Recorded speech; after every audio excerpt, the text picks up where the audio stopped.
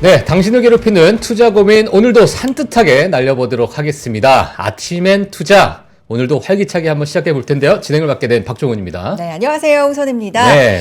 자, 오늘 시장 코스피 코스닥 먼저 점검해 볼까요? 2,500선 코스피 회복하고 있습니다. 0.4% 빨간불. 코스닥은 약보합인데 그래도 계속 좀 우상향 하려고 시도하고 네. 있어 보입니다. 네. 오늘 정치 이슈가 좀 있어서 그렇죠. 많이들 그쪽으로 좀 포커스가 맞춰져 계신 것 같고요. 네네.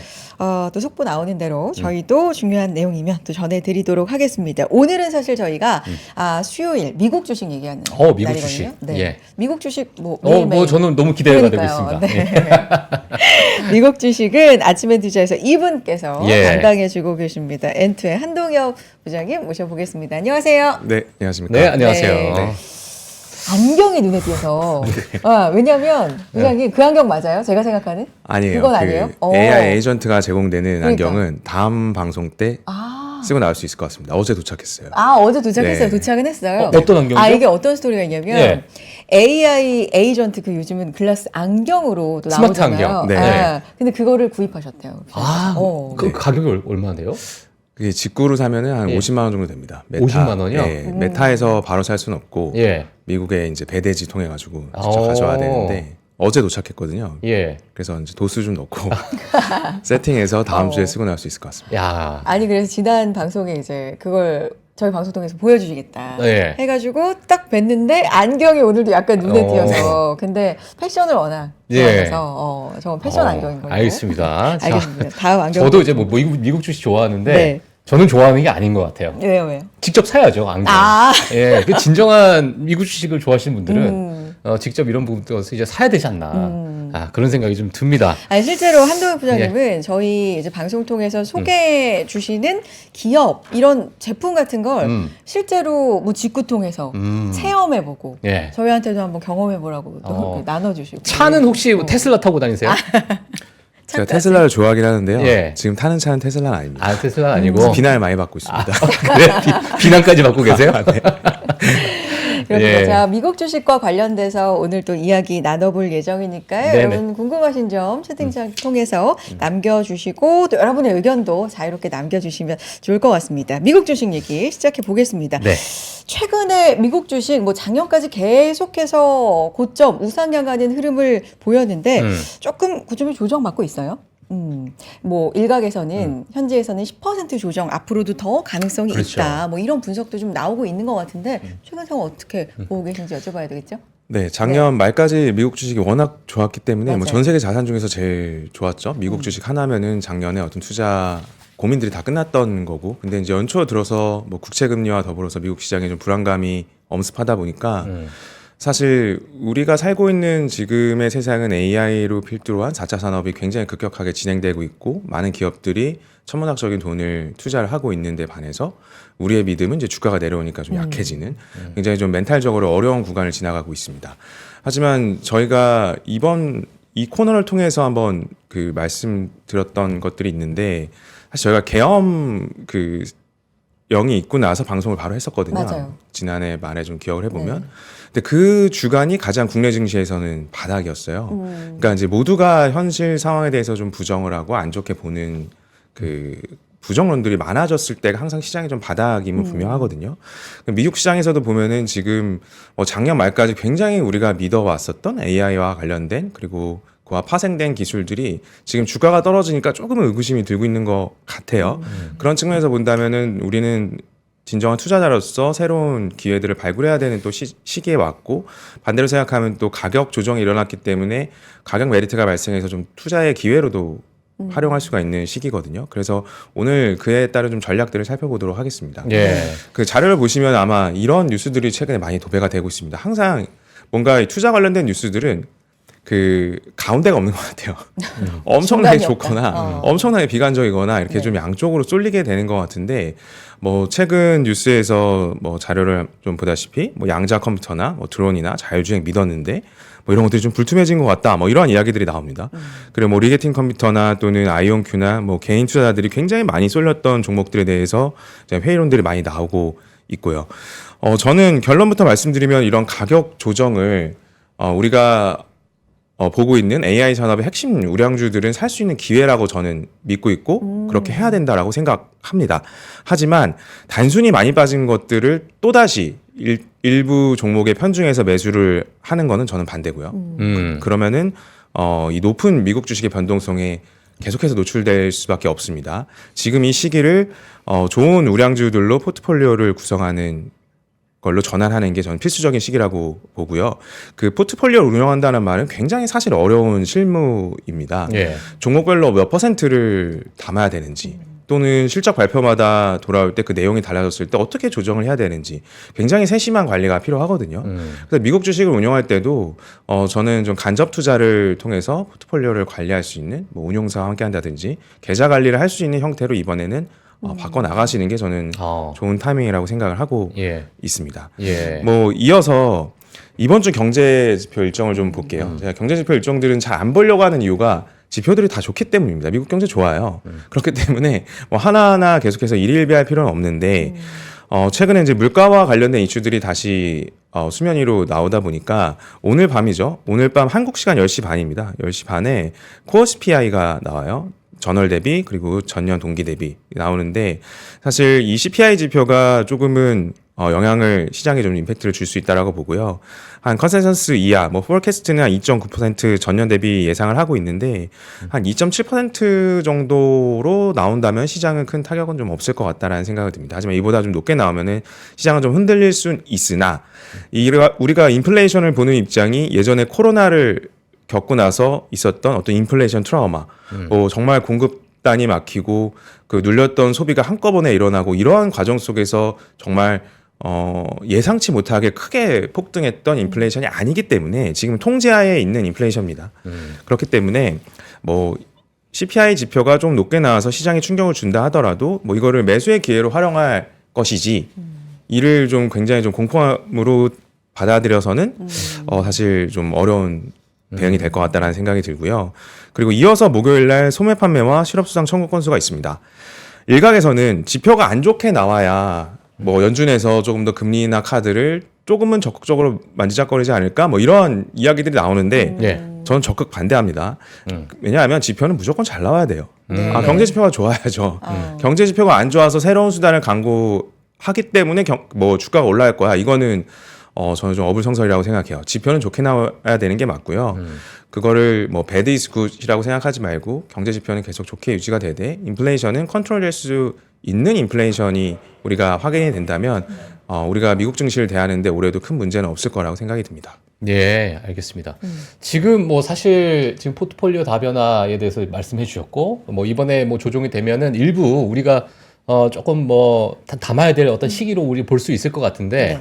사실상 지금 미국 증시를 좀 보게 되면은 여러 가지 불확실성이 분명히 있잖아요. 물론 지금 뭐 경제 지표, CPI, 인플레이션 너무 중요하지만 뭐 트럼프 정권이 이제 2기가 출범이 되면서 뭐 그런 부분도 있고 뭐 FMC가 또 1월 말에 있는 부분이다 보니까 개인 투자자들 입장에서는 사실 이 어떤 타이밍에 대한 물론 이 타이밍이라는 부분을 보고 가긴 좀 그렇겠지만 그 부분이 일단 저 첫 번째 조금 어떻게 보고 계시는지 좀 궁금하고요. 두 번째로는 지금 금리죠, 금리. 그러니까 이 금리에 따라서 이게 뭐 정말 10년물 국채금리 5% 넘는 거 아니냐, 뭐 이런 이야기가 좀 나오고 있다 보니까 그러한 가능성에 대해서 어떻게 보고 계시는지 좀 궁금합니다. 네, 우선 먼저 질문 주셨던 예. 뭐 우리가 미국 시장을 대할 때 타이밍. 그러니까 지금의 타이밍, 지금의 시기는 저는 오히려 불확실성이 하나씩 제거될 수 있는 시기로 접어든다라고 봅니다. 왜냐하면은 뭐 뒤에서도 말씀드리겠지만 이 트럼프 대통령뿐만 아니라 미국의 대통령이 취임하기 한 10일 전의 구간이 가장 변동성이 커요. 예. 그리고 이제 행정부가 들어서고 약 한 100일의 기간을 우리는 허니문 기간이라고 하거든요. 뭐 최대한 의회에서도 새로운 대통령과 뭐 내각이 이를 추진할 수 있게 많이 동조를 해주는 기간입니다. 그래서 허니문 기간이라고 한 100일 정도를 통상적으로 이야기를 하는데 그때는 입법도 굉장히 좀 잘 많이 진행되고 잘 통과가 되고요. 그리고 그동안 우리가 그냥 그럴 거다라고 생각했던 게 하나하나 이제 행정명령들이나 구체적인 실무들로 진행이 되는 기간이거든요. 그럼 상상 속에만 있던 것들이 이제는 실질적으로 실행이 되는 구간이기 때문에 예. 어쩌면 지금 채권 시장에서 채권 금리가 단기간에 급등을 한 거는 기간 프리미엄이거든요. 앞으로 네. 앞으로 어떻게 진행되는 것에 대해서 좀 불안하다. 그 프리미엄이 올라와서 국채 금리가 급등을 한 거예요. 그래서 사실 이 부분이 조금씩은 해소될 수 있는 구간에 오히려 있는 타이밍이지 오히려 그 불확실성이 더 극대화되는 타이밍에 있는 구간은 아닌 것 같다라는 생각을 먼저 드리고 싶습니다. 네. 그 예를 좀 차트를 보면서 좀 말씀을 드리면요. 네. 지금 보고 계신 그 차트의 위에 부분이 미국 10년물 국채 금리예요. 요 차트가 최근에 이제 오르고 있는 열심히 오르고 있는 미국 10년물 국채 금리입니다. 미국 금리의 어떤 대표격을 나타내고 있죠. 밑에는 S&P 500 지수입니다. 그러니까 작년 23년도 재작년부터 한번 보면은 미국 10년물 국채 금리가 이제 금리 인상 기조에 따라서 올랐죠. 근데 S&P 500 안 빠졌어요. 오히려 오르는 구간도 있었습니다. 맞아요. 그리고 작년 말 금리 올랐죠. 연말까지 주식시장 좋았습니다. 그러니까 이제 와서 금리가 오르니까 주식시장 빠져야 돼? 라고 보는 거는 이 빠지는 거에 대한 이유를 계속해서 뭔가 합리적으로 찾고 싶어 하는 것 같아요. 하지만 최근에 이제 흐름들이나 이런 것들을 보면은 그닥 지금 국채금리가 오르기 때문에 주식시장이 많이 피해를 볼 거야라고 하는 거는 조금 1대1로 대응하기엔 무리가 있다. 오히려 국채금리가 조금 높은 수준에서 계속 유지가 됐던 거는 미국 경제가 좋기 때문에 상황이 좋기 때문에 인플레를 선제적으로 방어를 하려면은 금리를 천천히 내려도 돼. 조금은 고금리에 있어도 미국 경제가 전혀 압박받지 않아. 노동시장도 괜찮아. 인플레 통제하는 안에 있어야 돼. 라고 하는 것들이 지켜지는 일정의 룰 안에서 움직이고 있었던 건데 지금 최근에 국채금리가 오른 거는 아까 말씀드린 트럼프 이제 행정부가 본격적으로 들어서기 이전에 채권 시장이 먼저 그 어떤 불확실성을 반영한 거거든요. 그래서 너무 과민하게 주식시장에 대입해서 반응할 필요는 전 없다라고 생각이 듭니다. 네.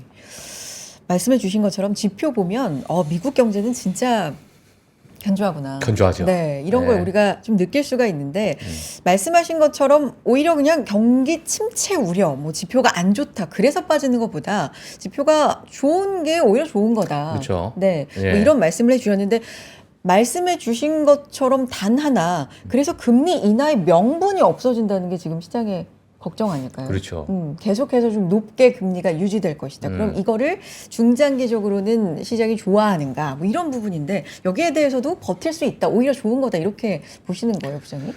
한 22년도에서 23년도에 미국의 빅테크 기업들이 누구라도 뭐 할 거 없이 다 구조조정이 이루어졌어요. 네.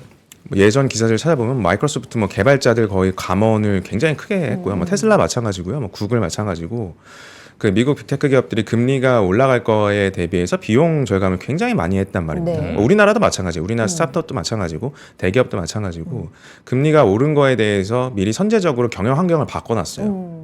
그러니까 사실 지금의 금리 수준이 어느 정도 높게 유지가 된다 하더라도 꼭 굳이 금리가 내려갈 상황이 아니라면 내려가지 않는다 하더라도 기업의 경영 환경에는 그닥 타격이 없는 거죠. 그럼 이렇게 자본 비용이 비싸게 유지되는데 마이크로소프트나 뭐 손정희 회장이나 이런 데서 뭐 100조 원 이상씩 AI에 투자를 하겠습니까? 사실 오히려 코스트를 감안하더라도 금리 코스트를 감안하더라도 지금 투자해서 얻을 수 있는 개인이 훨씬 크기 때문에 투자를 하는 거 아닙니까? 그러니까 뭔가 소음과 신호를 좀 구분해야 될 필요는 있는 것 같아요. 그러니까 제가 어제 이 방송을 준비하면서 최근에 좀 금리 인상에 대한 그 우려가 과도하다라고 느낀 게 자료에서 좀 보면서 네네네. 말씀을 드릴게요. 네. 최근에 굉장히 좀 안타까운 일이 뭐 국내에서도 있었고 미국에서도 그 LA 지역 화재가 그렇죠. 그렇죠. 정말 안타까운 네. 일입니다. 뭐 여러 가지 원인들이나 지금 현상들이 보도가 되고 있지만 굉장히 안타까운 일인데 서울 면적의 4분의 1이 피해를 받았고 이 지역이 굉장히 좀 그 고가 주택들이 있는 지역이기 때문에 보험사들의 배상 금액 문제가 지금 대두가 되고 있어요. 그럼 여기에 사실 이제 이 국채 금리 상승과 금리가 높은 거에 대해 매몰되면은 이런 연결성까지 나오더라고요. 뭐 저는 일부 일리가 있다 보는데 이거를 이제 정부에서 대부분 보전을 해주거나 이런 재난지원금을 지급하기 위해서는 미국채를 더 찍어내야 되고 그렇죠. 복구 재원 마련을 해야 되니까 더 이제 시장 유동성이 맞아요. 많아질 거여서 채권 발행이 훨씬 많아질 거고 이것 때문에 미국채 금리가 또 급등할 거다. 이런 이야기까지 이제 나오고 있어요. 네. 뭐 일부 타당할 수 있는 의견입니다. 하지만 모든 그 현상들이 지금 미국채 금리를 정당화하는 뭔가 트리거로 작용할 것 같은 걸로 가고 있다는 거죠. 미국 경제는 지금까지 재정 적자가 아닌 적이 없어요. 네, 발권 국가고요, 기축통화의 국가입니다. 항상 재정 적자를 일으켜서 소비 진작을 통해서 경제가 유지되어 왔던 나라이기 때문에 사실 미국채 금리를 갖고 지금 미국 경제가 흔들릴 거다, 증시가 굉장히 많이 타격을 받을 거다라고 보는 건 조금 무리가 저는 있는 것 같아요. 설사 미국채 국채 금리가 5%를 간다 하더라도 이거 한 20년 걸려야 원금 정도 나오는 거거든요. 대략적으로 계산해 보면 예. 1년에 5% 계산해 보면요. 예. 그 S&P 500의 한 중위값 정도의 퍼가 한 17 정도 돼요. 오히려 주식시장이 난 거죠. 그것 때문에 오히려 주식시장이 조정받는다면 오히려 이익력이 계속해서 나오고 있는 S&P 500에 뭐 꼭 탑 주식 아니더라도 중위값에 있는 주식들을 바스켓으로 사도 훨씬 더 유리한 네. 국면이 펼쳐지는 겁니다. 그렇기 때문에 미국채 금리 급등에 대한 그 우려는 너무 과도할 필요는 전 없다라고 보고요. 아까 말씀드린 트럼프 행정부가 본격적으로 들어서면 그 국채 금리를 급등시켰던 불확실한 어떤 예상들, 뇌피셜들이 하나하나 공식화, 오피셜 문서로 등장을 할 거예요. 그렇기 때문에 우리는 시간은 오히려 투자자 쪽에 있기 때문에 너무 공포감이 사로잡힐 필요는 없다라고 재차 강조드리고 싶습니다. 예. 사실 뭐 인플레이션이라는 것 자체가 뭐 자로 잰 듯이 그렇죠. 쫙 떨어지는 게 아니라 중간에 그래도 뭐 엎치락뒤치락하는 울퉁불퉁. 예, 울퉁불퉁한데 너무 좀 과민 반응하는 것 같기도 하고 연준위원들도 뭐 많은 이야기들을 하고 있으니까 뭐 시장에서 조금 그런 이야기가 좀 나오는 것 같은데 네. 뭐 최근에 사실 제가 2025년 미국 증시를 좀 보니까요. 섹터별로 봤을 때 에너지 섹터가 또 2025년 이제 뭐 얼마 지금 되진 않았지만 예, 요 짧은 기간 동안에 에너지 섹터가 좀 좋은 흐름을 보였습니다. 네. 뭐 거기에 뭐 사실 뭐 천연가스 가격도 많이 급등을 했고 뭐 트럼프 2기 행정부가 나오게 되면서 여러 가지 에너지 정책에 따른 변화가 있을 것이다라는 것이 이제 시장에서 좀 나오고 있는 상황인데 그 부분에 대해서는 뭐 부장님께서는 어떻게 보고 계세요? 네, 앵커님께서 말씀해주신 에너지 예. 가격이 굉장히 강세로 유지가 되고 예. 있는 것들, 네. 심지어 뭐 뒤에서 말씀드리겠지만 천연가스뿐만 아니라 우라늄 가격도 이번 저희 방송을 통해서 굉장히 그 역사적 최고치를 달성했다고 작년 말에 한번 우라늄 관련해서도 말씀드렸던 것 같고요. 예. 왜 갑자기 에너지 소비가 이렇게 많을까? 결국에는 이 소비가 드라이브를 하는 거거든요.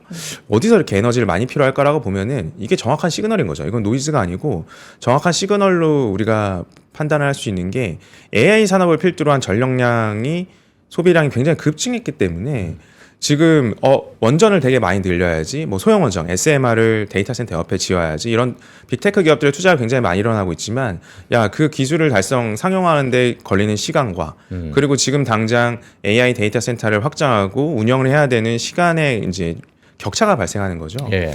그러니까 지금 당장 필요한 에너지들은 천연가스나 기존의 전통적인 에너지원을 활용해서 만들어내고 있는 수요들이 굉장히 급증하고 있기 때문에 네. 지금 천연가스 가격도 굉장히 좋게 유지가 되는 게 이게 명확한 시그널인 거거든요.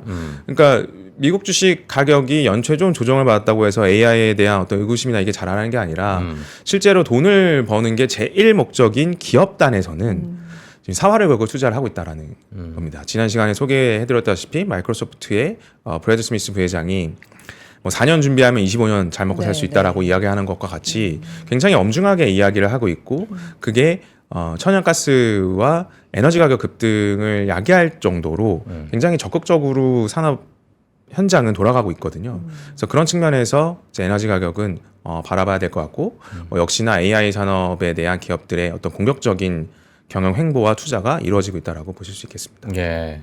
제가 여기 좀 추가적으로 네. 좀 개인적으로 궁금한 질문 하나만 좀 드리도록 네. 하겠습니다. 이게 사실 뭐 데이터 센터에 관련해서 정말 많은 분들께서 관심이 많으니까 뭐 이 시장을 좀 보게 되면 일각에서는 약간 이런 얘기도 나오고 있어요. 이 에너지라는 것 자체가 정부와의 어떤 규제 속에서 이루어질 수밖에 없는 상황이기 때문에 뭐 기업들이 야 우리 뭐 데이터 센터 뭐 100개 짓자, 200개 짓자 이런다고 해서 이거를 우리가 막 무분별하게 늘릴 수가 없는 상황이다. 하지만 지금 시장에서는 데이터 센터가 무분별하게 늘어나고 갑자기 뭐 AI가 뭐 여러 가지 그런 어떤 발전 속도가 가속도가 붙을 것이다라고 볼 수가 있는데 에너지와 연결을 하다 보면 뭐 원자력 발전소나 여러 발전소에 대한 제한이 좀 있을 수도 있고 요게 지금 뭐 단기간에 가는 것이 아니라 뭐 1년 또 길게는 5년, 10년 이렇게 어떤 규제 속에서 이루어질 수밖에 없는 상황이니까 우리가 생각하는 것보다 데이터 센터의 어떤 확장성이 좀 줄어들지 않겠느냐 라는 의견들도 조금 있거든요. 요거는 어떻게 좀 생각하고 계세요? 네, 되게 일리가 있는 말씀이고요. 예, 그게 예. 사실 문제점이기도 해요. 전력이 확실히 뒷받침을 해줘야 되고 AI 데이터 센터가 무작정 이 스케일적으로만 커진다고 해서 효율성이 증가하는 건 아니거든요. 예. 발열 문제도 있고 그와 결부된 또 이 반도체의 집적도도 훨씬 더 고도화돼야 되는 거고요.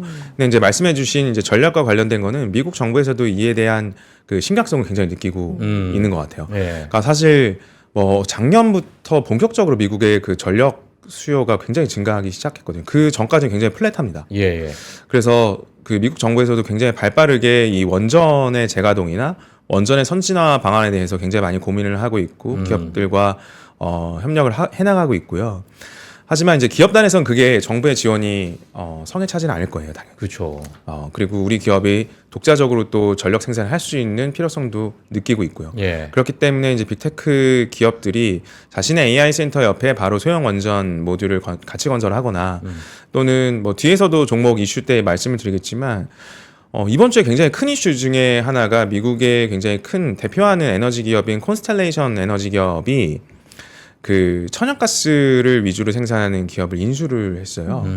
그러니까 그런 것도 이제 독자적으로 계속해서 우리가 에너지 공급할 수 있는 그 캐파를 늘려가겠다라는 의지들이거든요. 네.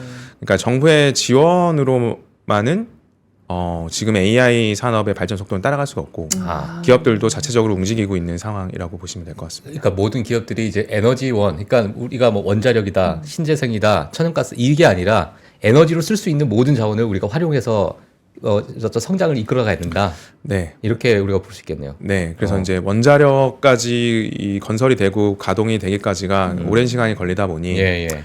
뭐 그나마 이제 우리나라가 그 납기를 굉장히 잘 맞추고 빨리 건설할 수 있기 때문에 예. 원전도 수출할 수 있는 국가로서의 위상을 갖고 있지만 미국 같은 경우는 지금 당장 그거를 충족시키기 좀 어렵거든요. 그러니까 이제 전통 에너지인 천연가스까지 지금 오고 있는 거고요. 이 트럼프의 공약과 결부시켜 보면은 뭐 드릴 베이비 드릴 네. 뭐 계속해서 이제 뭐 시추를 하고 천연가스나 이런 전통 에너지원을 다시 부흥을 하려고 하고 있지 않습니까?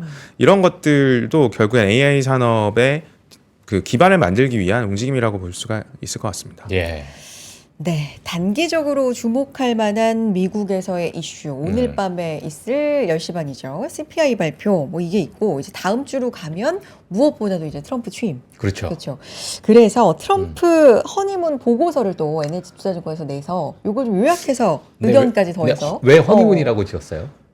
허니문 신혼여행? 네네. 네, 다녀 오셨나요? 저는 갔다 왔습니다. 허니문 좋잖아요. 아, 좋죠, 좋죠. 웬만하면 잘 싸우지 않는 기간 아닌가요? 그렇죠. 네, 그런 의미에서 거기서 싸우면 뭐 네. 남자도 아니죠. 예. 그래서 이 그 미국 정계에서도 예. 이제 대통령 취임하고 한 100일 정도의 기간을 이제 허니문 기간이라고 표현을 하는 것 같아요. 아. 이제 여야가 뭐 크게 싸우지 않고 대립하기보다는 예. 좀 새로운 행정부에 좀 힘을 실어주겠다. 뭐 굉장히 좀 아름다운 그림입니다. 지금 뭐 네. 트럼프 대통령은 허니문 가기 전부터 지금 싸우고 있는 것 같은데. 근데 이제 이게 거칠게 얘기했던 게 이제 트럼프 대통령의 뭐 그동안 우리가 봐왔던 화법이고 예, 예. 결국에 이제 100을 요구하고 뭐 2, 30을 가져갈 수 있다면 뭐 협상 상대방도 약간 이득인 것 같은 예. 느낌을 주잖아요. 그러니까 그런 것들이 앞으로는 이루어질 것 같고 좀 자료를 보면서 간략하게 요약을 해드리면 알겠습니다. 저희 회사 이제 조현주 원혜연 연구님이 미국 전략을 통해서 허니문 기간에 대해서 말씀을 해주셨는데 새 대통령 취임 이후 100일 기간을 이제 좀 언론과 의회가 새 정부를 너그럽게 봐주는 관례 이건 이제 허니문 기간이라고 합니다.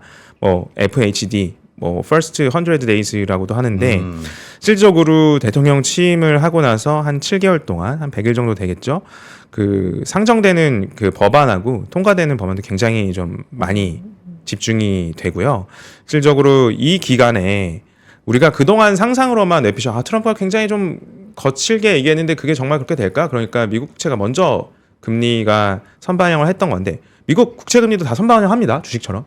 네, 선방을 했던 건데 그런 것들이 조금은 모더레이트해질 수 있는 기간으로 우리는 들어간다고 봐야 되지 않을까라 생각을 전달해 드리고요. 실질적으로 통계치를 보더라도 미국 정책 불확실성 지수가 대통령 취임 한 10일 전에 가장 좀 극대화돼 있거든요. 지금 한 5일 남았나요? 그렇죠. 네, 다음 주 월요일이 20일인 것 같은데 그 전에 지금 가장 변동성이 좀 정책 변동성이 높은 그러니까 말로 뭔가 트위터 뭐 지금 X죠. 뭐 그런 커멘트들로 이루어지는 노이즈가 가장 좀 극심한 구간을 지나고 있기 때문에 이런 부분들을 좀 유념해서 우리는 좀 기회로 삼아야 될 것 같고요. 이게 1969년 리처드 닉슨 대통령 이후 데이터까지 쭉 살펴보면은 실질적으로 대통령이 딱 취임한 요 제로, 요 네. 기준선 이전과 이후를 보면은 한 달여 정도가 만약에 주식시장이 빠진다고 하면은 좀 변동성이 크게 작용을 했고, 그 이후에 이제 사실 미국은 좀 굉장히 좀 부러운 게 사실 뭐 민주당 쪽에서 대통령을 하든 공화당 쪽에서 대통령을 하든 전체적으로 미국의 이익에 대해서는 같은 방향이거든요. 사실 굉장히 네. 좀 부럽습니다. 맞아요. 그래서 정책 변동성이 정책의 목적이 사실 국민들의 이익과 국부 증진을 위해서 같이 가는 거는 맞기 때문에 예. 이러한 부분들이 변동성이 지나고 나면 다시 회복하는 것들을 우리는 통계적으로 볼 수가 있거든요. 이번에도 마찬가지일 거라고 저는 생각이 듭니다. 그래서 우려감 표출은 이미 채권 시장에 먼저 선반영이 됐고요. 다만 우리가 했던 개인 투자자들이 주로 집중을 했던 게 트럼프 트레이드의 지난 시간 방송에서도 아직도 머물러 있기 때문에 지난주부터 이미 채권 시장은 트럼프 행정부 이후, 그러니까 트럼프 트레이드가 아니라 일상적인 어떤 트레이드로 돌아왔음에도 불구하고 우리의 어떤 주식 투자 행태는 트럼프 트레이드에 머물러 있었기 때문에 좀 어려움을 겪었던 거거든요. 그러니까 우리도 빨리 그거를 포트폴리오로 전환을 하고 일반적인 미국 주식을 대하는 형태로 돌아야 됨이 좀 명확한 구간 같습니다. 최근에 보면 이제 경제팀이 다 이제 꾸려졌잖아요, 어느 정도. 네. 그러다 보니까 경제팀에서는 예를 들면 보편 관세가 아니라 좀 일부 줄여서 네, 그렇게 할 것이다라고 보도가 좀 나가면 네. 경제팀은 이런 걸 생각 중이다라고 나가면 트럼프 당선자는 아니야. 나 세게 할 거야. 뭐 이렇게 한다든가 좀 그런 분위기가 몇 번 있었어요. 이것만 보면 네. 실제로 진짜 관세라는 게 협상 카드인가? 생각보다는 그렇게 세지 않을까? 그러니까 이런 본인이 가지고 있는 협상 카드를 극대화시키기 위한 하나의 네, 네. 작업을 뭐 하고 있는 게 아닐까. 일각의 어떤 예. 추측으로는. 그렇죠. 그래서 이제 그게 베일을 벗는 게 다음 주다 보니까. 그렇죠. 네. 워낙에 추측도 많고 두려움도 있지만 어쨌든 변동성이 높아져 있고 어느 때보다도 그런 뉴스들에 네, 좀 민감하게 반응하는 시기다. 뭐 이런 예. 생각이 들긴 듭니다. 네. 그런 부분 좀 짚어봤고요. 관련해서 부장님 또 미국 시장 관련돼서 좀 자료 준비하신 것 중에 볼 게 있을까요? 요거 보고 저희 중간 광고 잠깐 가려고요. 네, 방금 말씀해 주셨으니까 뭐 보편적 관세가 굉장히 터프하게 실행이 된다 하더라도 네. 사실 트럼프 1기 때 우리가 경험했던 그 관세를 급격하게 올리고 나서 인플레는 자극되지 않았거든요. 그 최근에 미국 그 경제학회에서 버냉키 전 의장이 이야기했듯이 그거 쉽지 않다. 관세 올린다고 인플레 자극이 네네. 될 거다라고 보는 거는 좀 그건 지켜봐야 된다. 실제로 그렇게 이행되기도 어렵고 그렇기 때문에 그 부분은 좀 확실히 노이즈인 것 같아요. 그래요. 그러니까 좀 아. 그런 심리적인 부담감을 갖고 그게 채권시장 금리 급등에 좀 반영이 된 것 같고요. 네. 그래서 좀 그래도 헷갈린다면 오늘 좀 정리를 해드리겠습니다. 네. 그 자료를 네, 통해서 볼게요. 뭐 예전에 이제 베스트셀러가 됐던 더 시그널 앤 더 노이즈, 그 신호와 소음이죠. 저도 요즘에 되게 많이 느끼는 게 예. 이게 너무 많아요. 이 소음이. 소음이. 소음이 네, 많다. 그러니까 사실 진짜 도움이 되는 정보들은 본질을 하나인데 예. 그 곁다리들이 굉장히 많이 파생되잖아요. 그래서 좀 정리를 해보면 저는 신호라고 보는 거는 기업의 행동이라고 봅니다. 이건 진짜 돈 걸고 하는 거예요. 우리가 뭐 트럼프 그다음에 해리스 이렇게 뭐 예상치 보더라도 폴리티코인가요? 직접 베팅하고 내 돈 걸고 했던 통계치가 지나고 나니까 제일 정확했었잖아요. 맞아요.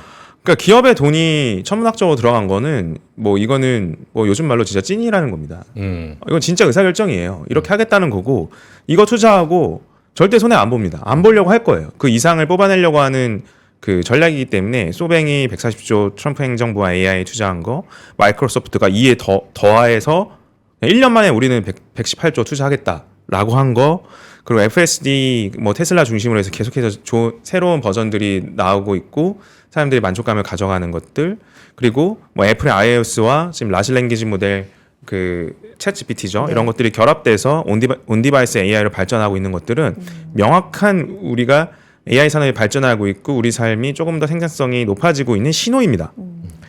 근데 이제 소음은 관세 얼마 부과할 건데요. 그래서 인플레가 얼마 자극되는데요. 인플레 지금 통제되는 수준이지 않아요? 이런 것들은 사실 명확하지 않은 소음인 거죠. 그리고 화재 지금 LA 화재와 관련해서 이거 국채금리 실질적으로 얼마만큼 반영이 됐나요?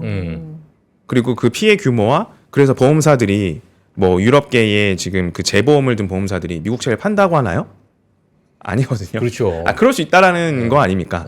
그러니까 굉장히 이런 것들이 지금은 소음의 영역으로 전개가 되는 것 같고. 약간의 좀 막연한 네, 맞습니다. 막연한 소음으로. 그러니까 사실 이 비관적인 의견이 더 스마트해 보여요. 더 합리적으로 보이고요. 예. 사실 작년 초, 24년 초만 하더라도 23년도 말부터 그 언론을 지배했던 게 경기 침체였습니다. 예. 네. 근데 미국 경기 굉장히 좋았죠. GDP 예상했던 것보다 훨씬 좋았고요. 고금리를 유지해도 성장이 유지될 만큼 굉장히 좋았습니다. 근데 이제 비관론을 얘기하면 굉장히 좀 귀에 쏙쏙 들어오고 아 조심해야겠다 막 이런 그 생각들이 많이 드나 봐요. 그래서 이런 노이즈들은 아직 현실화된 것이 아니고 또 허니문 기간 동안 많이 제거가 될 수 있는 요인이기 때문에 조금 더 신호에 집중을 하는 게 우리가 미국 주식 투자를 할 때 좀 도움이 많이 될 것 같습니다. 알겠습니다. 알겠습니다. 여기까지 전반적인 내용 듣고 저희 광고 잠깐 듣고 와서 구체적으로 이제 종목 얘기로 좀 종목. 예. 기업 얘기 한번 좋습니다. 들어가 보도록 하겠습니다. 네. 잠깐만요. 와, 멋있다. 부러운가? 기본기 연습과 스트로크 훈련에 1532시간을 투자해 갖게 된 리듬이다. 나의 드럼도 나의 자산도 투자로 키운다. 나는 투자한다. 나는 성장한다. NH투자증권. 네, 아침엔 투자 함께하고 계시고요. 오늘 한동혁 부장님과 함께 미국 주식 이야기 집중적으로 가져보고 있습니다. 지난주에 소개해 주셨는데 세미나 얘기해 주셨잖아요. 부장님. 세미나요. 그렇죠. 네. 추가 10자리밖에 안 남았어요, 이제? 네. 네. 그 많은 분들이 신청해 주셔가지고 네. 저희가 매달 말에 그 오프라인 세미나를 네. 하고 뭐 여러 가지 투자 실무들을 전략들을 나누는 자리를 5년째 해오고 있어요. 근데 이제 외부에는 잘 오픈 안 했었는데 네. 뭐 3프로팁에서 도와주셔서 이제 오픈을 하게 됐고 10자리 정도 더 마련을 했습니다. 그래서 네. 지난 시간에 그 세미나 내용에 대해서 좀 소개를 못 드린 것 같아서 잘해보면서 간략하게 네. 설명드리고 넘어가겠습니다. 그 저희가 매달 그 투자 전략 세미나를 진행을 하는데 이번 달에는 저랑 그리고 저희 팀과 함께 미국 주식을 굉장히 광범위하게 운용을 하고 있는 아이엔캐피탈 파트너스 임성호 대표랑 같이 진행을 할 예정입니다. 그 신청 링크는 아마 지금 나가고 있어요. 네. 지금 나가고 네, 있습니다. 네. 채팅창에. 오픈이 됐으니까 네. 여기로 신청을 해주시면 되고 이번 주 토요일 날 현장에서 만나 뵙고 조금 더 미국 시장이 지금 굉장히 많이 뭐 앞서 말씀드린 대로 좀 불안감이 있을 수 있는 상황인데 반대로 보면 기회이기 때문에 그동안 포트폴리오 미국 주식 제대로 된 우량주 포트폴리오를 꾸리지 못했다면 이번 기회를 통해서 제대로 좀 포트폴리오를 구축할 수 있는 실전적인 수단을 만나보셨으면 좋을 것 같습니다. 네. 큰 주제는 뭐예요? 큰 주제는 그 미국 시장에 대해서 뭐 현황 분석을 시장 분석을 다시 할 거고요. 네. 그리고 어떤 종목들을 계속해서 담아야 되는지 미국 시장을 대하는 좀 투자 그 관점들 아이디어. 그리고 최근에 좀 비상장 씬에서 우리가 주목해야 되는 기업들 뭐 이렇게 비상장. 네, 여러 가지로 다룰 생각입니다. 예. 그러니까 최근에 그러니까 우리나라 비상장 기업들이 예. 뭐 네이버 웹툰도 그렇고 쿠팡도 그렇고 미국 시장에 상장하는 경우가 굉장히 그렇죠. 많거든요. 예. 그리고 뭐 앞으로 미국 시장 상장을 검토하겠다는 기업들도 뭐 종종 언론에 보이고 있고요.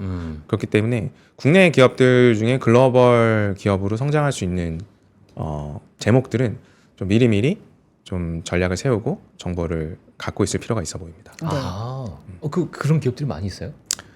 네, 뭐 지금 지금 말씀드린 제가 갑자기 욕심이 없어서 예, 궁금하시니까. 제가 벌떡 일어날 뻔했어요 지금 듣고 그러니까요. 싶어가지고 일반적으로 들을 수 없는 내용들 좀 준비가 되어 있는 것 같아요. 예. 지금 채팅창 통해서 링크 나가고 있습니다. 여기 통해서 많이 신청해 주시고 10자리 더 남았다고 하니까 좀 부지런히 신청해 주시면 좋을 것 같고요.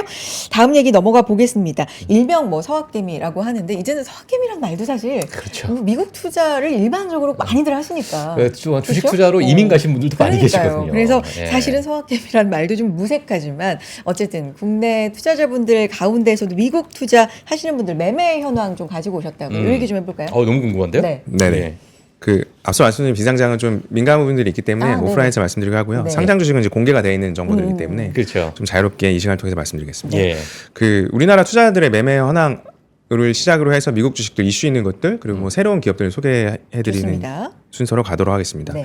지난 한 주의 서학개미 좀 매매 동향을 보겠습니다. 네. 그러니까 사실 좀 서학개미라고 하기엔 좀 어려워요. 왜냐하면 제가 예탁결제원에 연락을 해봤거든요. 담당자랑 좀 통화를 했는데 이게 국내 기관들도 다 잡히는 겁니다. 그러니까 실질적으로 뭐 저희 팀도 운용을 할 때 이제 기관한테 맡기는데 그런 것도 다 여기 녹아 있어요. 그 때문에 뭐 개인 투자자라고만 보기는 어렵고 네. 그냥 우리나라 그 투자 자금들이 어떤 종목들을 좀 많이 결제를 했냐 뭐 이런 건데 압도적으로 테슬라 본주가 일주 동안 가장 많이 산 순매수 결제에 잡히고요. 하지만 좀 우려스러운 거는 이게 이제 결국에는 이 데이터를 우리가 함의를 그 분석할 때 대중의 시선이거든요. 네, 뭐 아닐 수도 있고 뭐 그럴 수도 있는데 어쨌거나 관심이 많이 끌고 있는 주식들은 항상 사실 투자의 기회들은 많이 안 보는 데서 발생하거든요. 많이 보는 데서는 발생하지 않아요. 그거는 진리입니다. 네, 뭐 누구나 다 보고 있는데 투자 기회가 그 업사이드가 굉장히 크진 않겠죠.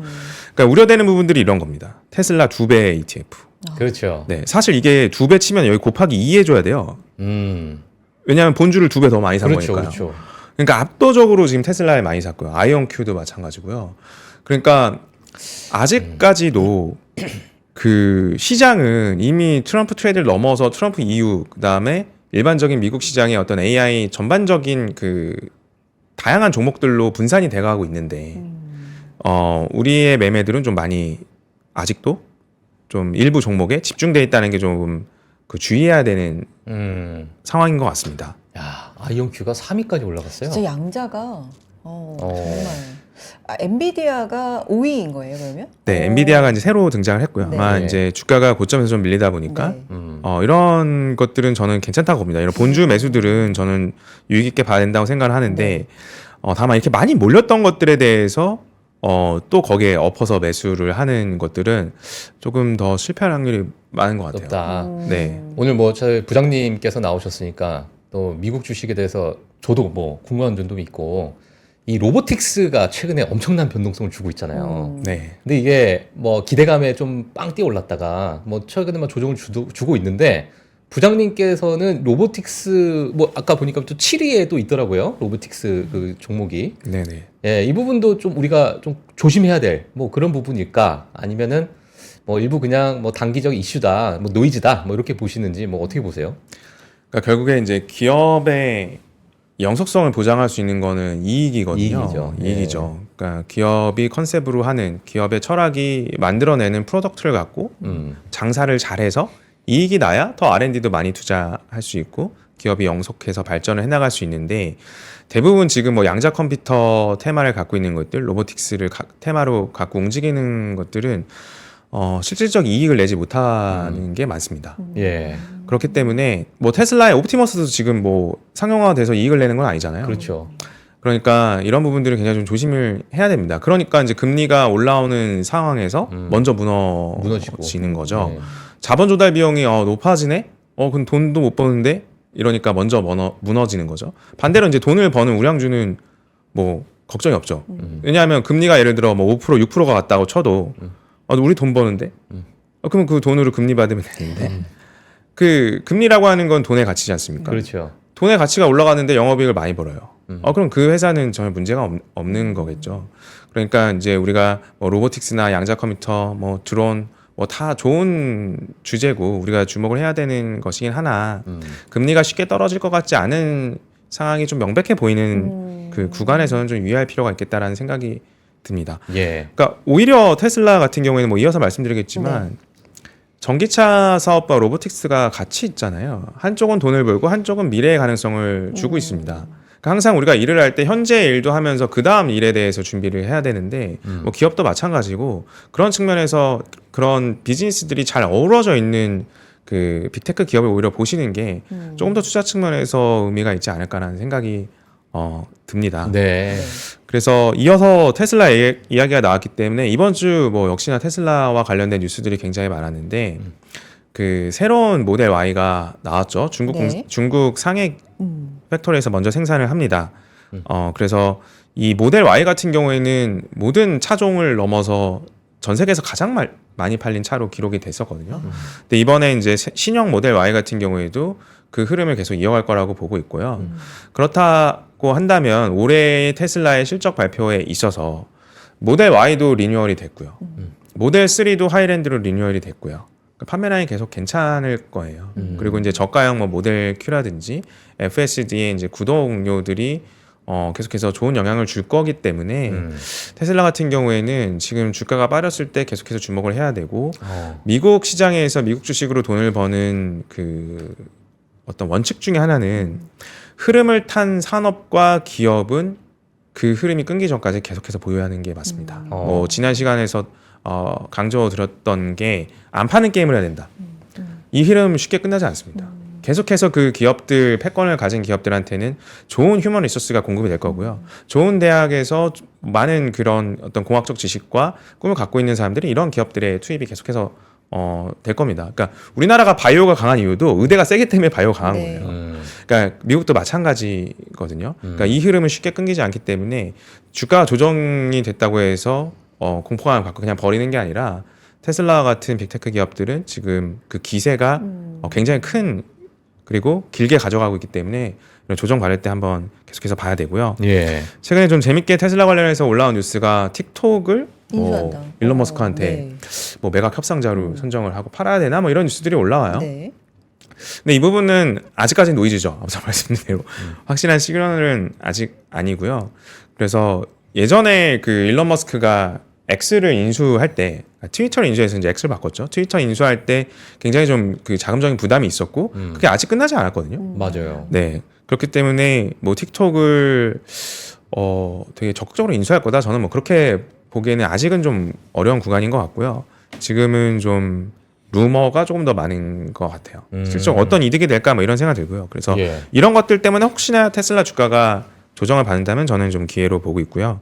1월 말에 4분기 실적 발표를 하는데 뭐 지난 이제 인도량 발표했을 때 예상 시장 컨센보다는 좀 더졌으나 판매량은 회복이 계속 중국에서 되고 있거든요. 그리고 이 신형 모델 Y에 대한 중국의 반응도 굉장히 괜찮고 그래서 저는 큰 충격보다는 뭐 이미 인도량 발표 난 거 어느 정도 세부적으로 확인해 놓고 뭐 다른 사업부들에 대한 숫자들 확인하고 또 에너지 부분들이 얼마큼 성장했는지 이런 부분들을 그냥 확인하고 넘어가는 자리로 갈 거기 때문에 혹시나 1월 중에 테슬라 주가가 추가적으로 흔들린다고 하면은 저는 좀 매수 기회로 볼 수 있지 않을까 하는 생각이 듭니다. 사실 뭐, 네네. 뭐 테슬라는 인도량에 대해서 많이 늘 출렁거리잖아요. 실적 어떻게 나오냐. 네. 근데 그 인도량이 출렁거렸을 때가 늘 보면 매수 타이밍이었어. 그래서 빠지면 아이고 뭐 땡큐 뭐 이렇게 또 외치시는 분들도 분명히 있으실 것 같은데 네. 자 이번에 실적 발표도 한번 기대를 해봅니다. 저 뭐 지금 페이스리프트 그러니까 앞에 많이 바뀌었잖아요 모델이. 약간 저는 현대 자동차랑 좀 비슷해지지 않았나? 느낌이 디자인이. 예, 뭐 네. 이런 느낌도 뭐 개인적으로 좀 드는데 그렇군요. 좀 싫어하시는 분들도 계실 것 같고 뭐 개인 알겠습니다. 취향이 또 그렇죠, 워낙에 개인 취향이죠. 좀 개치죠, 달리니까요. 개치. 예, 네. 알겠습니다. 조금 전에 속보가 좀 들어오고 있는데 네. 공수처가 윤 대통령을 체포했다. 뭐 이런 소식이 지금 또 들어오고 있는 상황인데요. 방금 들어온 속보 뜨고 있는 내용들이라서 조금 확인이 필요할 예. 것 같은데 지금 채팅창에도 관련된 얘기들 좀 해주고 계시네요. 예, 예. 네, 코스피는 0.4% 상승, 코스닥은 0.2% 하락 이렇게 지금 진행이 되고 있습니다. 계속 준비된 내용 저희는 이어가 보겠습니다. 테슬라 얘기였고요. 앞서서도 콘스텔레이션 에너지 얘기도 해주셨는데 이것도 이슈가 있는 거죠? 네. 네. 요즘 이제 시장이 연초에 좀 흔들릴 때 네. 오히려 그런 것들 신경 쓰지 않고 올라가는 종목들은 그 뒤에 뭔가 큰 에너지가 있다는 거죠. 큰 흐름들이 산업적인 흐름들이 있다는 거고 시장에서 뭔가 필요로 하고 있는 서비스들을 제공하고 있다라고 네. 봐야 되기 때문에 굉장히 주목을 해야 되는데 그 기업이 바로 콘스텔레이션 에너지입니다. 이번 주에 거의 20% 넘게 올랐고요. 그 네. 뉴스들을 한번 살펴보면은 네. 콘스텔레이션 에너지가 이제 급등한 이후에 신고점을 달성하고 즉 어제도 굉장히 좀 괜찮은 흐름들 보였어요. 간략하게 소개해드리면 콘스텔레이션 에너지는 미국의 대표적인 에너지 기업이고 그동안은 아까 말씀드린 원자력을 주축으로 한 에너지 공급 기업이었습니다. 네. 근데 이제 그 배경에는 이제 AI 센터로 인한 전기 사용 급증이 계속 이제 증가하는 추세에 있기 때문에 그동안도 이제 주가가 굉장히 좋았고 콘스텔레이션 에너지가 굉장히 주도적인 사업자 역할을 이제 했었는데요. 이 뉴스가 나왔어요. 칼파인이라고 하는 에너지 기업을 인수를 했는데요. 이 칼파인이라고 하는 기업은 천연가스를 중심으로 에너지를 공급하는 개인 인디비주얼 사업자입니다. 정부에서 어떤 지원을 받아서 하는 게 네. 아니라 그 특정 지역에 천연가스를 중심으로 해서 전력을 생산하고 공급하는 기업이거든요. 그래서 서부, 동부, 그다음에 뭐 공장이 많은 텍사스 지역에 주로 전력 생산을 하고 공급을 해나가는 업체인데 이거를 인수를 했고 그 평가가 굉장히 좋게 나타났기 때문에 그 얘기는 이 정도 지금 16빌리언 뭐 거의 한 20조 가량을 써서라도 지금 그러니까 그런 거잖아요. 금리 높은데 시장 금리 이 정도 돈 써도 돼? 그만큼 더 번다는 거죠. 그렇죠. 그러니까 이게 시그널이죠. 시장에서 인정을 하는 거죠. 그러니까 25% 오르고 굉장히 좋은 모습들을 좀 보여주고 있는 것들을 우리는 시장에서 볼 수가 있었습니다. 그래서 AI 산업과 더불어서 이제 에너지 섹터와 관련된 기업들은 뭐 ETF로 보시든 뭐 이런 개별 기업을 보시든 꼭 우리 포트폴리오에 꼭 있어야 되는 종목들 중에 하나가 될 것 같습니다. 네, 알겠습니다. 컨스텔레이션 에너지. 자, 이렇게 좀 봤고요. 자, 다음 우리 또 이슈 체크 종목이 네. 또 있는데 저는 이거 종목 보면서 야, 이거 뭐 이런 얘기해도 될지 모르겠지만 디즈니 약간 뒤졌나? 죽었나? 죄송합니다. 제가 아직 젊어서 그래요. 아니 진짜로요? 그렇게 생각하세요? 저는 왜냐면 이게 올라가야 될 뉴스들이 많이 있는데 이게 왜 이렇게 못 가나? 저는 뭐 얘한테 그런 생각이 잠깐 들었는데 오늘 뭐 설명하시기 앞서서 제가 이런 얘기부터 해서 좀 죄송한데요. 아니 네, 그 오늘 정도로 주가에 그러니까 대해서 지금 주가가 매력적이라는 거죠. 의문이 있었다. 네, 매력적이다. 말씀이시네요. 의문이었다. 아, 부장님 부탁드리겠습니다. 뭐 예. 미국을 대표하는 뭐 국가대표 브랜드이자 뭐 전 세계인이 인정하고 있는 브랜드 중에서 주가가 제일 부진한 게 딱 두 가지가 있어요. 예. 디즈니랑 나이키. 맞아요. 예요. 예, 그 제일 좋아했던 기업이잖아요. 또 미국 사람들. 그렇죠. 디즈니도 작년이었나요? 100주년을 그렇죠. 뭐 성수동에서 막 팝업 스토어도 많이 했었고. 그래서 디즈니에 대해서 한번 살펴볼 필요가 저는 이제 점차 있다라고 보는데 최근에 이제 디즈니의 행보를 보면은 아까 이제 기업이 자기네 돈을 첨락적으로 써서 뭔가 행동을 하는 거는 다 의도가 있는 거다. 돈 벌려고 하는 경영 활동이다라고 이제 인식을 해야 되는데 디즈니가 최근에 후보TV라고 하는 데를 인수를 네. 했어요. 그 전에 우리가 그 21세기 폭스 인수 시도한 거 알고 계시고 네네. 그를 통해서 훌루라고 하는 또 미국의 그 커넥티드 TV 사업자를 또 지분 인수를 했고요. 이번에 후보 TV라고 하는 좀 남성들이 좋아하는 이제 스포츠 관련된 채널들을 많이 갖고 있는 이제 넷플릭스와 같은 커넥티드 TV 사업자를 인수를 했습니다. 컨텐츠를 계속해서 늘려가고 있는 거예요. 그래서 저는 넷플릭스가 뭐 최근에 워낙 좋긴 하지만 사실 넷플릭스도 뭔가 오징어 게임과 같은 뭐 대작들이 없을 때는 뭐 보지 맞아요. 그런 구간이 오거든요. 네. 그렇죠. 그러다 보니까 이제 넷플릭스도 처음에는 이 광고형 요금제 안 하는 게 기업 방침이었거든요. 우리는 무조건 우리 사용자들이 광고 안 보고 그 스트리밍 컨텐츠만 볼 수 있도록 고집할 거예요라고 하다가 사실은 광고형 요금제로 바뀐 게 결과적으로는 잘 됐지만 그 바뀌게 된 의사결정의 그 기본도 컨텐츠가 계속해서 양산되기가 어렵다라는 거죠. 그러니까 저만 하더라도 매주 새로운 종목 갖고 오기가 어려워요. 그러니까 고생이 많으십니다. 진짜. 새로운 컨텐츠 만드는 게 네. 진짜 어려운 일인데 맞아요. 디즈니 같은 경우에는 워낙 그 핵심 컨텐츠들의 IP를 갖고 있지 않습니까? 예. 그리고 계속해서 이 커넥티드 TV 사업자를 인수하고 있는 것들은 향후에 이제 디즈니 주가가 어느 정도 이 바닥을 다지고 일어날 수 있는 백그라운드를 전 제공할 수 있다라고 보거든요. 그렇기 때문에 디즈니 같은 경우에는 바닥에서 굉장히 유심히 봐야 되는 구간에 있다라고 보고 있고요. 미국 주식도 굉장히 많이 올랐는데 디즈니 같은 경우에는 거의 오른 게 없거든요. 거의 뭐 차트에서 제가 보여드렸다시피 저도 보고 놀랐는데 5년 수익률이 마이너스 25%예요. 그래서 아까 제가 그 얘기한 겁니다. 네. 그러니까 그동안 많이 쉬고 있는데 예. 그럼 기업이 그동안 놀고 있었느냐? 그건 아니거든요. 5년 동안 이제 디즈니도 여러 가지 시도를 하고 있고 다시 재기를 하기 위한 과정들을 계속해서 보내고 있기 때문에 우리는 주목을 해야 될 것 같고요. 혹시나 그 디즈니 대해서 뭐 예를 들면은 뭐 많이 투자를 했는데 좀 실망하신 분들은 그렇죠.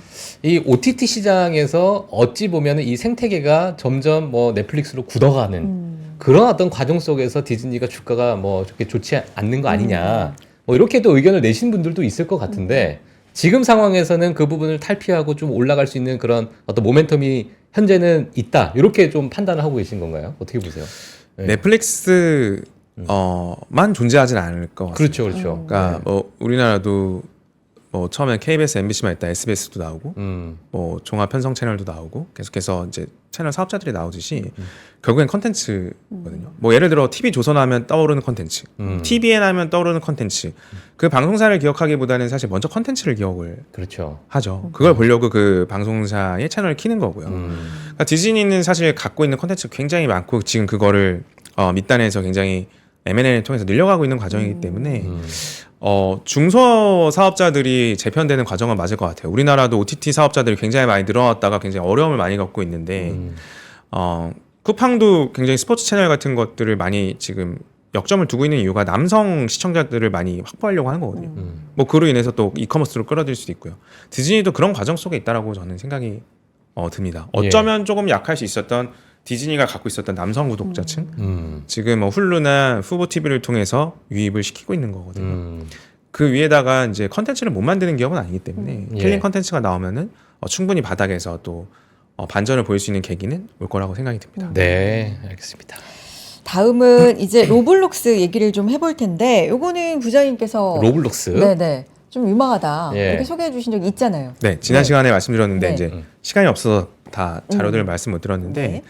로블록스 같은 경우에도 올해 시작하고 주가 수익률 한 8% 정도 돼요. 한 7.8% 정도 됐고 아까 콘스탈레이션 에너지도 그렇고 시장이 흔들리는데 얘네는 유독 견조하네? 이런 것들은 꼭 유념 네. 있게 봐야 되는 것 같습니다. 시장이 어려움에도 좋다라는 얘기는 뭔가 이제 숨어진 히든 카드가 있다라는 네네. 거죠. 로블록스 같은 경우에는 무료 게임이에요. 누구나 다운받을 수 있어요. 제가 미국 그 랭킹 사이트에서 센서 타워라고 하는 랭킹 집계 사이트인데 무료 어플리케이션 다운로드 순위가 한 4위 정도 되거든요. 근데 매출 순위 보실래요? 3위예요. 마인크래프트는 유료입니다. MS가 이제 모장 스튜디오를 예전에 인수했기 때문에 이제 유료 게임인데 유료 다운로드 1인데 매출은 순위에는 없어요. 그러니까 공짜로 다운받고 그 안에서 돈을 쓰고 있는 어떤 선순환 과정으로 이어지고 있는 게 지금 로블록스이고요. 그러니까 굉장히 좀 효율적으로 사용자들을 늘려 나가고 있고 계속해서 이제 미국 시장에서 앞으로 주목해야 되는 섹터는 AI 소프트웨어인데 결국 AI 많이 깔아가지고 이 생산성을 향상시킬 수 있는 도구를 손에 쥐어줬더니 뭐 할 거야 이거거든요. 그러니까 지금 개발자들이 로블록스 스튜디오 내에서 이제 그 라지 랭귀지 모델 힘을 빌어서 굉장히 많은 게임들을 양산을 해오고 있고 실적으로 그 신규 가입자들도 계속 늘고 있고 중요한 거는 이 부킹 추이거든요. 그러니까 돈을 내는 그 사용자들을 이야기를 해요. 예. 쭉 올라오고 있는 것들을 네네. 볼 수가 있습니다. 그러니까 로블록스가 지난 시간에서 말씀드렸다시피 이게 이제 초등학생들의 전유물이 아니라 예. 지금은 성인용 게임도 많이 공급을 하고 있거든요. 그러니까 지금 뭐 혹시 이용자들의 아직까지는 그래도 초등학생들의 점유율이 좀 높나요? 어떻게 뭐 많이 변하고 있어요? 초등학생들이나 중학생 이제 예. 뭐 흔히 얘기하는 젠지 세대 이제 앞단 알파 세대들의 점유율이 굉장히 높았죠. 근데 지금은 이제 실질적으로 유료로 뭔가 아이템을 결제하거나 로벅스를 결제할 수 있는 중학생 이상이나 또 예. 성인 사용자들의 추이들도 계속해서 실적 발표를 통해서 그 지표들이 올라오고 있기 때문에 예. 지금 아직까지 로블록스는 적자 기업이거든요. 상장한 지 얼마 안 됐고 이런 주식 보상 비율, 스톡 옵션을 행사하는 어떤 비율들이 크기 때문에 적자를 계속 유지하고 있는데 항상 그 미국 주식 중에서 굉장히 많이 올라가는 그 딱 티핑 포인트는 적자 기업이 흑자로 돌아서는 구간이거든요. 테슬라도 그러했고 많은 빅테크 기업들이 그렇습니다. 아마존도 그랬고요. 그래서 로블록스 같은 경우는 딱 그 올해 중에 그 초입부에 다다를 것 같아요. 그래요? 네, 계속해서 유료 사용자들이 늘어나고 있고 로벅스 결제가 올라오고 있고 새로운 게임들이 많이 등장을 하고 있기 때문에 예. 그 부분이 나타날 때 로블록스는 굉장히 크게 올라갈 수 있는 그 개연성이 있습니다. 과거에 제가 네. 좀 기억나는 게 뭐냐면 로블록스에 대해서 약간 재미나게 네. 좀 농담하시는 분들은 이 초등학생 애들이 학교를 가면 계약을 하면 로블록스 주가가 빠지더라. 빠지더라 못하니까 방학을 해야 아무래도. 애들이 나와가지고 뭐 게임 오락을 뭐 하니까 게임 게임을 주가 하니까. 이제 방학 때 기대감을 좀 그렇죠, 갖는 그렇죠. 뭐 그런 비슷한 예. 건데 근데 성인들도 이제 많이 하고 이제 있다 하니까. 보니까 이제 사실 매출과 소비력이 있는 사람들이 하는 거는 진짜 중요하잖아요. 이런 부분도 좀 예. 연결이 되니까. 네, 네. 그렇죠. 아까 우리가 봤다시피 네. 로블록스는 누구나 접근 가능한 무료 네. 게임이나 들어가서 돈을 쓴다는 건 진짜 재밌다는 거거든요. 예. 네, 그러니까 의도 없이 게임하려고 들어왔다가 돈 쓰게 되는 네, 그게 이제 컨텐츠의 힘이죠. 로블록스는 그거를 이제 보여주고 있고. 부장님 해보셨어요? 로블록스 저는 해봤죠. 어. PC방 가서도. 시켜줘야 되는 애들이 있기 때문에 예. 같이 이제 경험을 했는데 그래서 또 하나 이제 물어봤던 게 마인크래프트가 굉장히 유사한 게임으로 유명해요. 아. 마인크래프트 같은 경우에 전에 코로나 시절에 막 스탠포드 캠퍼스도 안에 만들어서 스탠포드 대학생들이 거기에 참여를 해서 막 서로 이야기도 하고 막 그랬었는데 이 마인크래프트와 로블록스의 다른 점이 결정적으로 뭐냐라고 제가 그 초등학생 분들께 질문을 드렸는데 이 아바타의 차이예요. 이게 굉장히 큰데 그 마인크래프트는 되게 네모한 그 픽셀로 구성된 그 주인공들이 나옵니다. 네네. 근데 로블록스 같은 경우는 그래도 좀 레고 같은 사람 같은 그리고 꾸밀 수 있는 아바타들이 맞아요. 나와요. 네네. 이거는 안에 사회가 형성되어 있다는 것에 대한 방증이거든요. 예. 그러니까 대부분 로벅스를 초등학생들이 많이 쓰는 게 꾸밀려고 써요. 그 안에서 뭐 내 헤어스타일 바꾼다든지 옷을 바꾼다든지 아 그런 거 진짜. 뭐 제페토도 비슷한 류인데 맞아. 그 안에서 막 구찌 옷 내가 평소에는 막 플렉스 못 하는데 이 안에서 할 수 있다 뭐 이렇게 하잖아요. 그러니까 그런 것들이 로블록스에선 가능하다는 거는 이 안에 또 다른 사회가 있고 새로운 SNS로서의 기능을 하고 있다라는 게 굉장히 큰 그 강점이고요. 그래서 마인크래프트와 비교해서도 로블록스의 가치를 좀 살펴볼 수 있을 것 같습니다. 감정이라고. 우리가 하는데. 모르는 사이에 메타버스가 거기서 진행이 되고 있었어요. 그러니까요. 예. 네. 나를 실제로 꾸미는 것도 중요한데 내 아바타를 꾸며주는 그런 기능도 상당히 이제 매력적으로 작용하고 있다. 네. 로블록스 얘기였고요. 수상한 해외 주식 하나 더 소개해 주신다고요, 부장님 뭡니까? 네, 오늘은 이제 처음 말씀드리는 기업 네. 그 테피스트리라고 하는 기업입니다. 그러니까 사실 이게 사명을 바꿨어요. 원래 사명이 코치예요. 코치. 그러니까 여러분들이 잘 알고 계시는 그 패션 기업, 그 가방을 주로 만드는 알죠. 코치. 네. 이게 이제 사명 변경을 해서 테피스트리라는 기업으로 이제 상장을 미국 시장에 해 있고요. 이 기업 같은 경우는 최근에 그 Z세대에서 무슨 가방 사고 싶어 하면 압도적으로 1위가 코치입니다. 아, 그래요? 그러니까 네. 코치가 다시 돌아왔다 이런 얘기 들었어요. 진짜. 아, 그래요? 그래서 이 변화에 항상 나만 주목을 몰랐네. 예. 해야 되는데요. 한번 같이 살펴보도록 하겠습니다. 테피스트리라고 상장이 돼 있지만 사실상 코치입니다. 거의 그렇죠. 매출 비중이 75%이기 때문에 그 나머지 이제 뭐 케이트 스페이드 그 다음에 나머지 이제 구두 브랜드 같은 경우에는 매출 비중이 좀 작아요. 그래서 사실 코치 자체 하나로 좀 봐도 무방하고요. 이게 파이프 샌들러라고 하는 미국의 이제 리서치 기관에서 저는 이 주제가 굉장히 좋다라고 보는데 여러분들도 시기마다 찾아보시면 좋은 게 미국의 알파 세대, Z 세대들에 대한 설문조사를 해요. 그래서 카테고리별로 뭘 제일 좋아해? 라고 하면은 뭐 옷 브랜드는 나이키가 33%, 그다음 아메리칸 이글, 뭐 룰루레몬 이런 수준으로 나오고요. 쇼핑 어디서 해 너네? 그때 아마존, 그다음에 쉬인 뭐 이렇게 나오죠. 근데 이 핸드백 브랜드를 보면은 코치 25%로 압도적입니다. 루이비통 8% 좀 부럽긴 한데요. 루이비통이 네. 너무 비싸서 그런 건 아닐까요? 그래서 네. 이 코치의 인기는 뭔가 명품인데, 그러니까 사실 이 코치라는 기업의 시작은 공방에서 시작을 했습니다. 예. 그러니까 장인들이 만드는 가방 기업으로 시작을 했고요. 패션 브랜드에서 시작한 게 아니라 공방에서 시작을 했고 실질적으로 이 여성들의 사회생활이 굉장히 늘어나면서 야구 글러브 만드는 재질로 코치 가방을 만들었거든요. 그래서 뭐 제품명은 제가 뭐 정확히 관심사가 아니기 때문에 핸드백이 기억은 하진 못하나 그 여성들에게 굉장히 인기를 끌었던 이제 브랜드예요. 그러니까 히스토리가 있고 뭔가 업력이 있고 이 제조 공정에 대해서 신뢰감이 있는 명품 브랜드로 인식되는 반면에 가격은 합리적이니까. 그러니까 사실 이거를 최근에 이야기로 어폴더블 럭셔리라고 해요. 저는 좀 사실 말이 좀 표현이 웃기긴 한데 예. 뭐 살 수 있을 만한 럭셔리라는 이제 살 수 있을 만한 뜻이거든요. 사치품. 네. 예.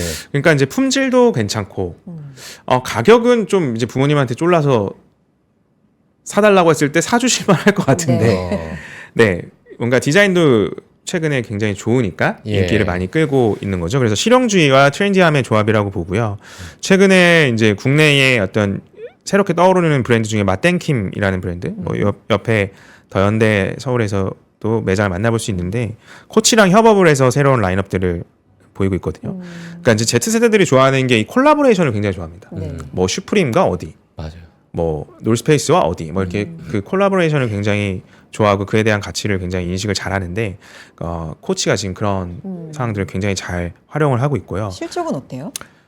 실적 한번 마지막으로 네. 보죠. 근데 좀 아이러니한 게 저희도 사실 운용 계좌에 갖고 있고 이러한 트렌드들을 앞서서 계속해서 보유를 하고 있는데 실적이 좀 뜨뜻미지근해요. 이 분기별 성장률들을 보면 매출이 뭐 그렇게 드라마틱하지 않거든요. 그냥 대충 유지 중으로 보여져요. 근데 이제 이 실적 발표 컨퍼런스 콜 자료들을 보면은 신규 유입 고객의 한 60% 이상이 MZ세대로부터 들어와요. 그러니까 사실 앞으로의 성장 능력을 굉장히 잘 갖고 있다라는 거죠. 그래서 올해 이 테페스트리, 이 코치를 필두로 한 주식에서 우리가 주목해야 될 점들은 이 매출 성장률이 되게 드라마틱하게 올라가는 구간을 찾으면은 실적 발표를 통해 찾을 수 있을 것 같은데 새로운 주가 형성이 될 것 같아요. 그래서 이 테페스트리 같은 경우에는 그 명품 또 라인업 베르사체 등과 같은 여러 브랜드를 갖고 있는 그 카프리라는 기업을 인수하려다가 한번 실패했거든요. 미국에서 이제 반독점법 마이클 코어스 갖고 있는 그룹입니다. 그러니까 LVMH처럼 성장하고 싶은 경영진들의 의지가 있어요. 그러니까 이제 패션 기업들 중에서 굉장히 다이나믹하게 움직이는 미국 기업이기 때문에 코치의 성장성이 올해 실적 발표를 통해서 한번 레벨업이 될 수 있느냐를 포인트를 찾으면 굉장히 좀 장기적으로 성장할 수 있는 패션 기업 중에 하나가 네. 될 것 같습니다. 알겠습니다. 테페스트리라고 쓰고 코치라고 읽는다. 네. 좋은 정보 오늘 좀 많았던 것 같아요, 진짜. 그러니까요. 너무 이제 주식 그 종목들까지 이제 디테일하게 좀 보다 보니까 예, 오늘 너무 재밌었던 그러한 그리고 오늘 뭐 많은 이제 투자 아이디어들도 오늘 보시는 많은 시청자분들께서 가져가시지 않을까 뭐 그렇게 좀 생각을 해봅니다. 미국 주식 얘기할 때 우리가 주로 이제 M7 중심으로 얘기를 하게 맞아요. 되는데, 맞아요. 네, 그 네. 밖에도 이런 기업들이 많다, 이런 이슈들이 있다 그런 관점에서 매주 좋은 정보 전해 주시는 한동엽 부장님과 여기서 인사 나누겠습니다. 다음 주에 뵐게요. 고맙습니다. 네, 감사합니다. 네, 고맙습니다. 네, 코스피 0.3% 상승, 코스닥 0.4% 하락 이렇게 유지가 되고 있습니다. 수요일 시장 대비 또 대응 잘 하시고요. 저희는 내일 쿨지훈 부장님, 네, 목요일, 금요일 이렇게 네, 쿨지훈 이틀 부장님, 동안. 네, 맞아요. 좋습니다. 이틀 동안 네. 나오시는 분과 또 쿨지훈 부장님과 함께하겠고요. 박종훈 팀장 내일도 함께해 주실 거죠? 네, 알겠습니다. 내일 인사드리겠습니다. 네. 아침에 투자 여기까지입니다. 고맙습니다.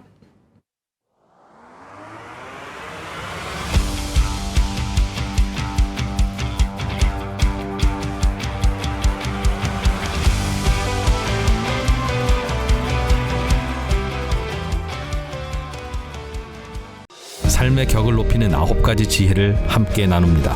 위즈덤 칼리지 시즌 2 영상 아래 링크를 클릭하시면 자세한 내용을 확인하실 수 있습니다.